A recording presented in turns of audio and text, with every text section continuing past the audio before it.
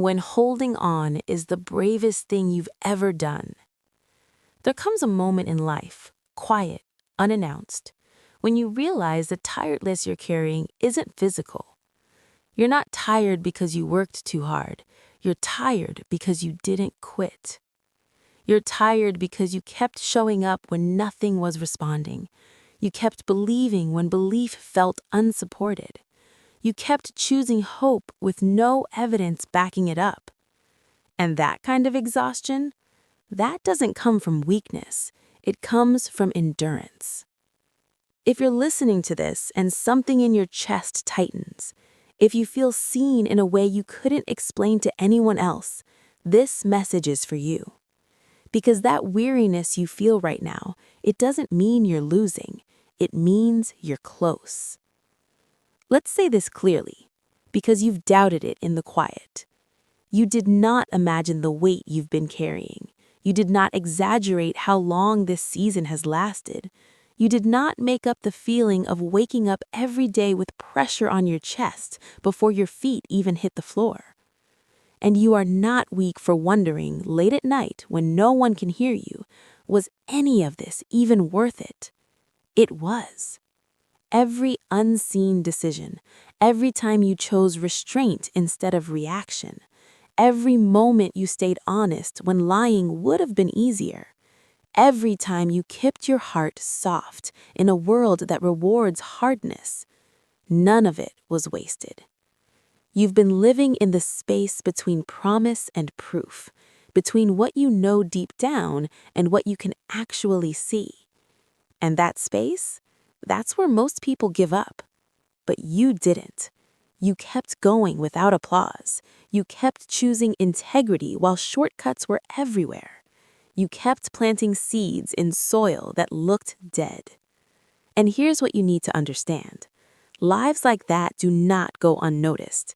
Not by God, not by the deeper laws that govern cause and consequence, not by time itself.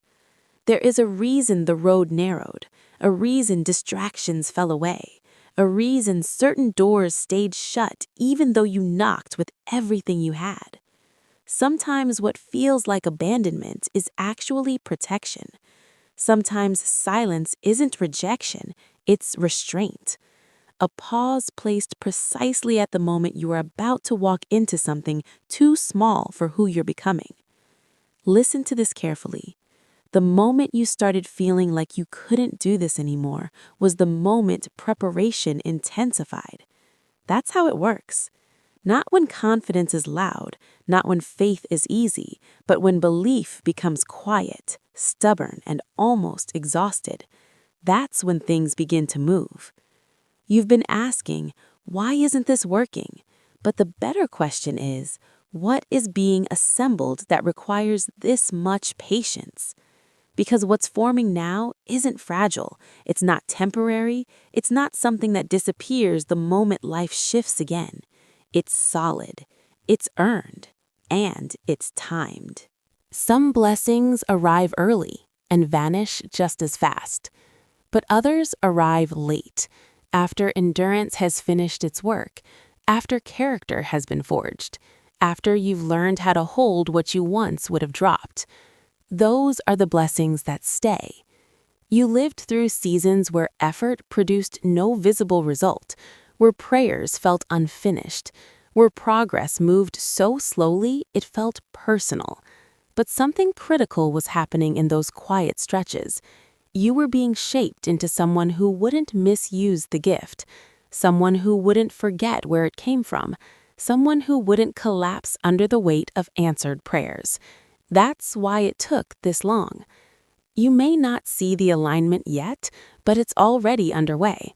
Conversations you haven't had, opportunities you haven't imagined, relief you haven't allowed yourself to hope for. They're not random. They're converging. And they often arrive when you stop bracing for disappointment and start breathing again. When you loosen your grip just enough to say, even if I don't understand this, I'm still here. That sentence alone has kept you moving. There is a moment, often invisible, when life shifts from effort to receiving, Most people miss it because they quit too close. You didn't. Even on the days you felt hollow, even when faith whispered instead of shouted, even when all you could offer was consistency, not confidence, that still counted. Hear this clearly. There is nothing wasted about the life you've been living. No tear you shed that didn't soften you for what's next. No delay that didn't redirect you away from something that would have cost you more. No closed door that wasn't protecting a future version of you. What's coming won't require you to chase it. It will recognize you. Because you lived in truth when compromise would have been easier.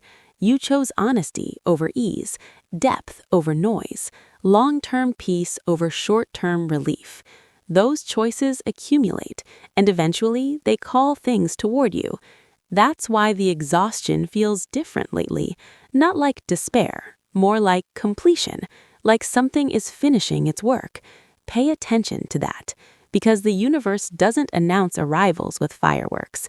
It signals them through stillness, through the strange calm that follows long endurance, through the quiet thought that says, I don't know how, but I think I'm going to be okay. That's not giving up. That's readiness. Something is on its way to you that will make sense of what didn't. Not all at once, not loudly, but clearly. It will feel like relief you didn't force, like provision without panic, like confirmation that arrives after you stop demanding it. And when it does, you'll understand this season was never about breaking you. It was about teaching you how to stand without leaning on outcomes. So be gentle with yourself right now. Stay open. Stay willing.